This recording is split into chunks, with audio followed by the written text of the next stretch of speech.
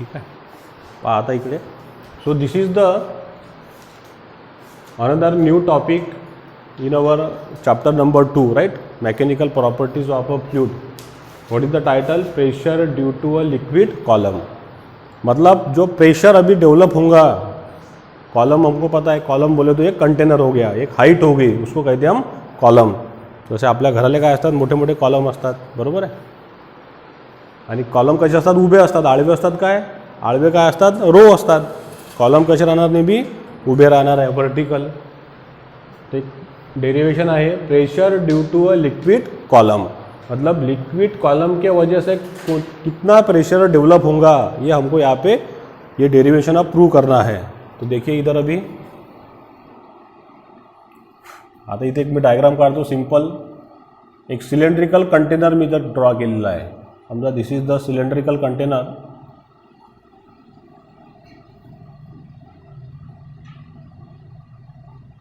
Okay. एक असं cylindrical शेपचं container आहे, जे पाहताना आपल्याला असं स्ट्रेट दिसलं आता, बरोबर आहे की नाही. एक सिलेंडर जर असलं समोरून जर पाहू त्याला आपण तर कसं दिसेल, त्याचं रेक्टॅग्युलर शेपवाली. ओके. आता या सिलेंड्रिकल शेप कंटेनरमध्ये आपण फिलअप केला आहे काय, water. Suppose the water will be fill up inside this cylindrical containers. ठीक आहे. याच्यामध्ये आपण सगळं वॉटर पुटअप केलेलं आहे.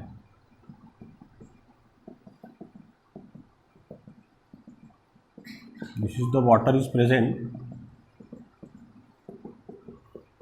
ठीक है. इसमें क्या भरा हुआ है, वाटर भरा हुआ है, बराबर है. आता याच्यामध्ये वाटर पुटअप केल्यानंतर या बॉटम सरफेसच्या वरती इकडे काय एक्झिट असणार आहे, तुमच्याकडे एयर असणार आहे, बराबर है. ऊपर क्या रहेंगी, एयर, बराबर है. अपने पास में कंटेनर है, उसके अंदर वाटर भर दिया, तो उसके ऊपर क्या एग्जिट है, फिर एयर है. नीचे क्या एग्जिट रहेगा, वाटर रहेगा, H2O रहेगा. यहाँ पे हमारे पास में वाटर है, बराबर है. ये फिगर है हमारी सिलेंड्रिकल कंटेनर.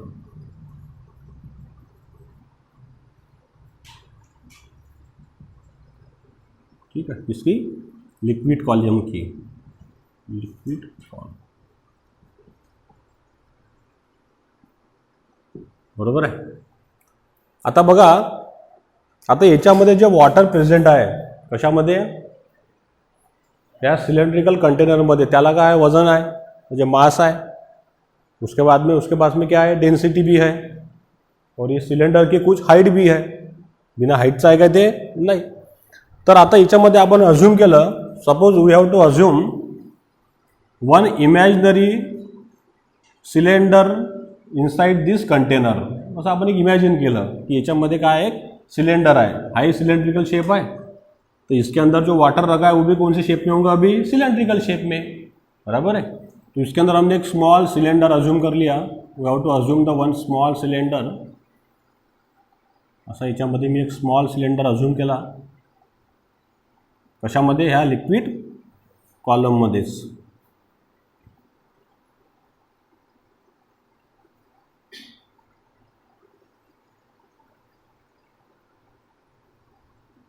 ऐसा अपन याच्यामध्ये अज्यूम केला एक, बराबर है.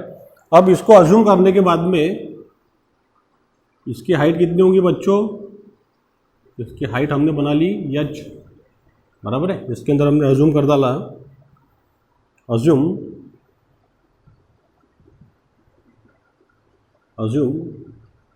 सिलेंड्रिकल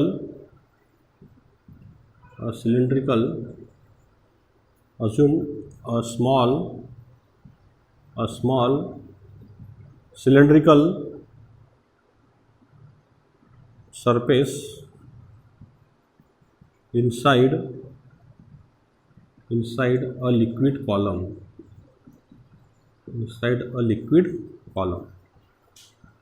ठीक है. ऐसे एक सिलेंड्रिकल सरफेस या सिलेंडर हमने अज्यूम कर डाला किसके अंदर, ये लिक्विड कॉलम के अंदर. अब इसकी हाइट कितनी बना दी हमने, h. तो h हमने उसकी हाइट बना दी. h is a height of cylinder, ठीक है. कारण हा सिलेंडरला काय असते, हाइट असते, बराबर आहे. उसके बाद में हाइट आहे, नंतर याला काय आहे, डायमीटर सुद्धा आहे, रेडियस पण आहे, बरोबर आहे. आता ह्या सिलेंडरला समजा जर आपण असं कट केलं, ये पेन को जहाँ से अपन कट करते तो जो पोर्शन रहता है उसको कहते हैं हम हमेशा क्रॉस सेक्शनल एरिया. उसको क्या कहते हैं हम? Cross sectional area. Cutting portion जो असते त्याला म्हणतो आपण क्रॉस सेक्शनल एरिया. जसा हा सिलेंडर आहे, याला असं आपण मधातून कट केलं. कट केल्यानंतर हा पोर्शन रिमूव्ह झाला. रिमूव्ह झाल्यानंतर जो आपल्याला पोर्शन दिसते तो काय असते? नेहमी आपला क्रॉस सेक्शनल एरिया. आलं लक्षात? जसं आता वॉटर जे फ्लो होणार हे इथून इकडे फ्लो होणार, म्हणजे कुठून फ्लो होत आहे तो वॉटर? ह्या क्रॉस सेक्शनल एरियामधून. ह्या पोर्शनला नेहमी काय म्हणतो आपण? एरिया म्हणतो काय? नाही, क्रॉस सेक्शनल एरिया. एरिया जर म्हटलं तर एरियामध्ये काय आलं? पूर्ण गोष्टी आल्या. लेंथ, हाईट, विड्थ हे सगळं एरियामध्ये आलं. आणि क्रॉस सेक्शनल एरियामध्ये कुठला पोर्शन येते? जो आपण कन्सिडर करतो, जो आपण इमॅजिन करतो, त्याला म्हणतो आपण नेहमी क्रॉस सेक्शनल एरिया. समज में आ गया?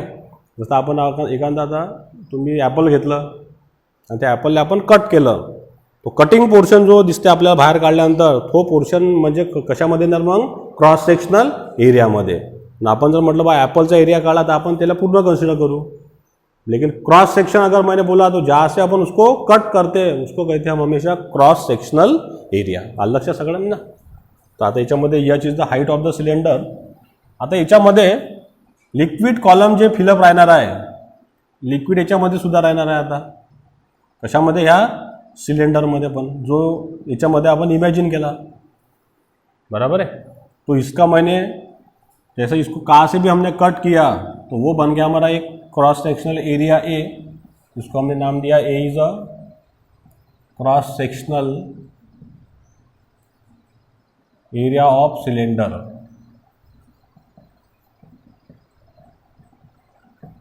समझ में आ गया सबको? ठीक है. आता याच्यामध्ये जे वॉटर प्रेझेंट आहे त्या वॉटरला काय आहे? मास आहे आणि डेन्सिटी सुद्धा आहे. आपण दाखवलं M is the mass of water, mass of water, आणि रो म्हणजे झाली density of a water, density of water. ठीक आहे. हाईट ऑफ सिलेंडर कशामध्ये असते? मीटरमध्ये. क्रॉस सेक्शनल एरिया कशा असते? नेहमी मीटर स्क्वेअर. मास कशामध्ये आलं? केजीत. आणि डेन्सिटी आली केजी पर मीटर क्यूबमध्ये. Yes or no? येस.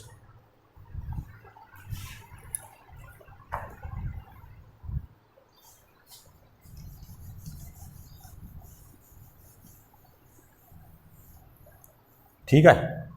आता बघा, आता याच्यामध्ये जे वॉटर जे प्रेझेंट आहे, आता हे वॉटरला काय आहे मुलांनो? वेट आहे. जो वाटर प्रेजेंट है उसको क्या है? वेट है. अब ये वाटर जो है ये कहाँ आने की कोशिश करेगा? ऊपर जाने की कोशिश करेंगे, नीचे आने की? नीचे. क्यों आएगा नीचे? Because of the gravity. Gravity काय करेल? त्याला खाली ओढेल. ग्रॅव्हिटी त्याला खाली ओढेल म्हणजे त्याचं वेट जे आहे वॉटरचं ते कुठं ॲक्ट होऊन राहिलं? Downward directions. येस और नो? यस. मतलब जो है weight of water, weight of water acts in downward directions, acts in what is downward direction. किसके वजह से हो रहा है ये? ग्रेविटी की वजह से.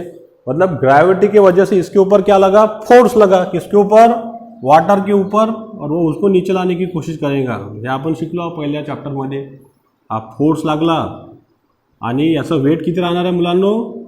mg. वेट कशाने दाखवतो आपण? mg ने. m म्हणजे मास ऑफ वॉटर या स्मॉल सिलेंडरमधलं, आणि जी म्हणजे ग्रॅव्हिटी.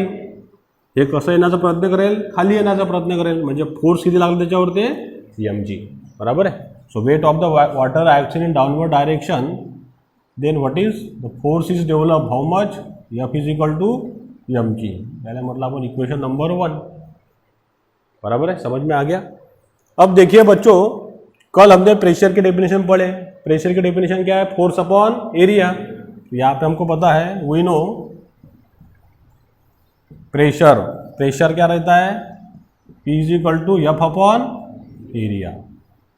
बरोबर आहे. हे झालं आपलं इक्वेशन नंबर 2. आता हा फोर्स एक्झर्टेड बाय अ फ्लुइड पर युनिट एरिया. किती फोर्स एक्झर्ट करताय फ्लुइड? mg फोर्स, जो कसा एक्ट होता है, डाउनवर्ड डायरेक्शंस, क्योंकि जो फोर्स है यहाँ पे, जो वाटर है वो कहाँ आने की कोशिश करेगा, नीचे आने की. कितना फोर्स लग रहा है उसके ऊपर, mg. जसं तुम्ही आता ह्या बेंचवर बसलाय, तुमच्यावरती किती फोर्स ऍक्ट व्हायला, mg फोर्स.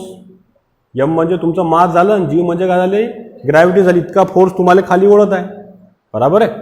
तो फिर अब ये इक्वेशन 1 को मैं कहाँ पुट करूंगा, इक्वेशन नंबर 2 में. So put equation 1 in equation number 2 में मैंने पुट किया. तो 2 में पुट करने के बाद में क्या आएगा बताइए मुझे, P इज इक्वल टू, बताओ यप कैसे रिप्लेस हो जाएगा, अभी यप कैसे रिप्लेस हो जाएगा, mg से, क्योंकि यप के जगह पे हम क्या पुट करने वाले हैं अभी, mg. तो यप रिप्लेस हो गया यहाँ पे mg से, यहाँ पे आ गया एरिया, ये बन गया इक्वेशन नंबर 3, बराबर है. फिर हमारे को पता है अभी, ऑल्सो वी नो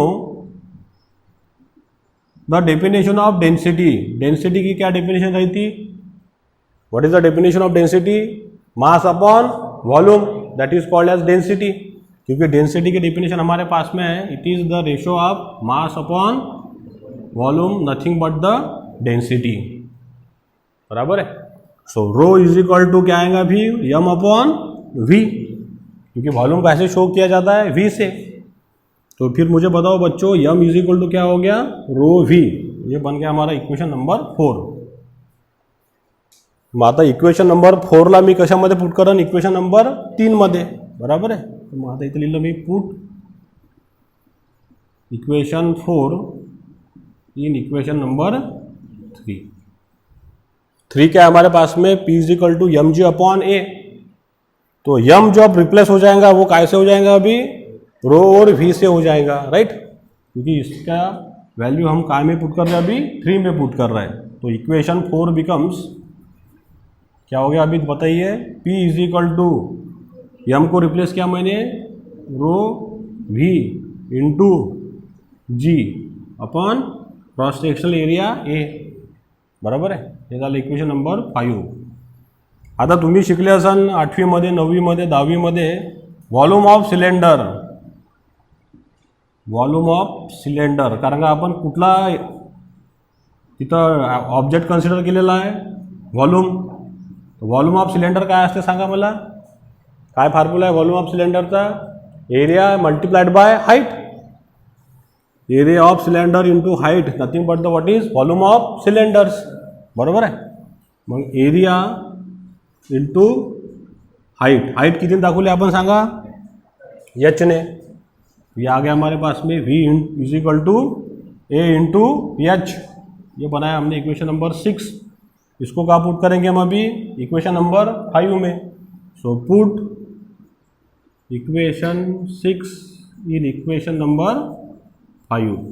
क्या मिलेगा फिर बताइए मुझे, P is equal to rho, v replace हो जाएगा किससे, a इंटू एच से, a into H into G upon A. क्या कैंसिल हो गया यहाँ पे, a हो गया कैंसल. तो क्या बचा फिर फाइनली हमारे पास में, P is equal to what is rho G h. Okay. So this is the pressure of a liquid column which is acts inside this containers, बराबर आहे. म्हणजे आता तुमच्या ह्या बॉटलमध्ये जे पाणी ठेवलेलं आहे आपण, जे तू बॉटल आणली, तर ह्या बॉटलमध्ये जे पाणी आहे तिने किती प्रेशर डेव्हलप केलं आहे त्यांनी, P बरोबर रो इंटू जी इंटू एच. आलं लक्षात. आता वाटरची डेन्सिटी तर फिक्स राहणार आहे. वाटर की डेन्सिटी कितनी रहती है बताइए मुझे, कितनी डेन्सिटी रहती है वाटर की, डेन्सिटी ऑफ वाटर समजा आपण कन्सिडर केलं, डेन्सिटी ऑफ वाटर ते किती असते, रो बरोबर 1000 kg पर मीटर क्यूब. इतनी किसकी डेन्सिटी आहे, वाटर की. आपण गाडी चालवतो, पेट्रोल डिझेल भरतो का नाही, तर पेट्रोल भरायला जातो तर ते जे असतात का नाही नंबरिंग, तिथं सुद्धा लिहून असते डेन्सिटी ऑफ पेट्रोल. तर ते पाहून घ्यायचा किती असते तर डेन्सिटी ऑफ पेट्रोल असते लिहिलं तिथं, इतक्या डेन्सिटीचा आज पेट्रोल इथं अवेलेबल आहे, रो बरोबर किती वैल्यू है, लक्षात. और वाटर की वैल्यू हमेशा ध्यान में रखना, कितनी रहती है वो 1000 kg पर मीटर क्यूब. आता डेंसिटी ऑफ वाटर फिक्स है, जी की वैल्यू भी क्या है, फिक्स है. चेंज काय में कर सकते हैं हम, एच में चेंज कर सकते हैं। एच अगर बढ़ गया तो प्रेशर क्या होगा, बढ़ेगा ना, कारण का सगळ्याचा रिलेशन कसा आहे, डायरेक्टली प्रोपोर्शनल आहे। एच जर वाढला तर प्रेशर वाढतेच, कारण का आपल्या घरासमोर हे पाण्याची टाकी आहे, बरोबर आहे, आणि एक आपण आपल्या समोर बॉटल घेतली तर कुठून जास्त प्रेशरनं वॉटर येणार आहे, पाण्याच्या टंकीमधून। का बरं येणार आहे, कारण का त्याची हाईट कशी आहे, जास्त हाईट जास्त प्रेशर। डॅम जे आहे, डॅम कसे असतात, मोठ्या हाईटवर असतात, मग डॅममधून पाणी कसं येते, वॉटर कैसा फ्लो होता, एकदम जोर से आता, एकदम हाई प्रेशर से आता। कशामुळे येते ते, बिकॉज ऑफ द हाईट, कारण प्रेशरचं रिलेशन कसं आहे, it is directly proportional to the h. जितका आपण एच वाढवू तितकं प्रेशर वाढणारच आहे। आणि रो आणि जी हे कसं असणार आहे, कॉन्स्टंट, हे चेंज होऊ शकते कधी नाही। डेंसिटी ऑफ वाटर फिक्स ही रहेंगी, जी भी क्या रहेगा, फिक्स। मतलब प्रेशर जो है हमेशा डायरेक्टली प्रोपोर्शनल है किसके साथ में, एच के साथ में। यस और नो, यस। इसके अंदर हम लिख सकते हैं pressure is directly proportional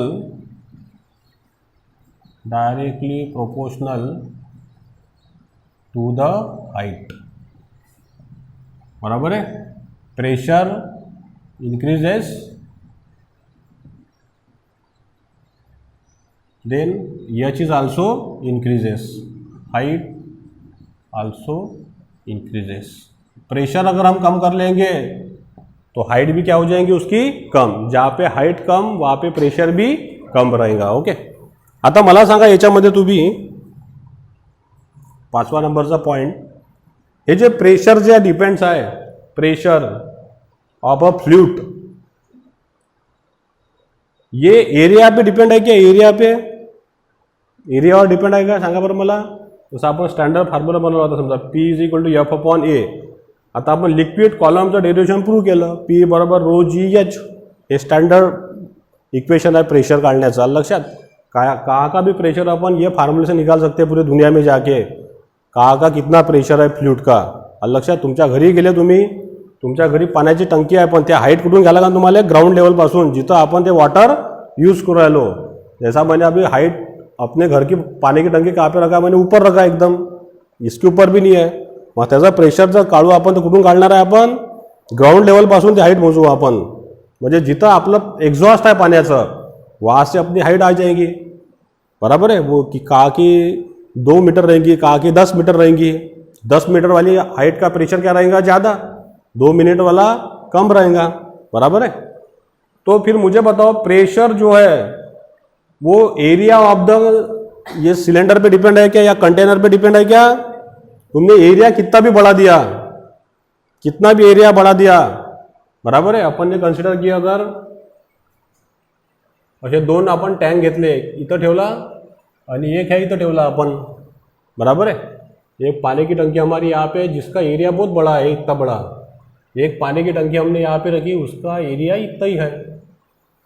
pressure कुठलं जास्त राहणार आहे, हाईटवरचं, कारण याची हाईट जर कन्सिडर केली आपण ग्राउंड लेवलपासून एच इतकी आहे, पण याची हाईट किती आहे, या ग्राउंड लेवलपासून इतकी है। मतलब प्रेशर जो है फ्लूइड का वो एरिया पे डिपेंड है क्या, नहीं, वो किस पे डिपेंड है, हाइट ऑफ द फ्लूइड। ऐसे सवाल आते सीईटी में, pressure of a fluid is depends upon area, volume, height. Okay, तो किस पे डिपेंड है फिर, वो हाइट ऑफ द फ्लूइड। ये अपन ऐसे बोल रहे कि अंधी में नहीं, अपन ने क्या किया, उसको प्रूव किया। क्या प्रूव किया, P is equal to rho G h. कारण रो कसा असणार आहे, फिक्स, हा चेंज होते आहे कधी नाही, जी कधी चेंज होणार आहे का नाही, चेंज काय होते, एच चेंज होते। लक्षात, एच को हम कम ज़्यादा कर सकते हैं, बढ़ा भी सकते हैं, कम भी कर सकते हैं। समझ में आ गया। तो इसका हम जो कंक्लूजन निकालेंगे, final conclusion, what is the final conclusion we have to get, the final conclusion we have to get, the pressure of a fluid, the pressure of a fluid does not depends upon the shape and size of an object। उस पर depend है क्या, नहीं, वो किस पे depend है, it is depends upon the height पे, शेप और साइज पे डिपेंड है क्या उसके? नहीं, इसको हम क्या कर सकते हैं एरिया पे डिपेंड नहीं है, डिपेंड्स अपॉन द एरिया। समझ में आया सबको? ओके, राइट डाउन ऑल दिस थिंग्स।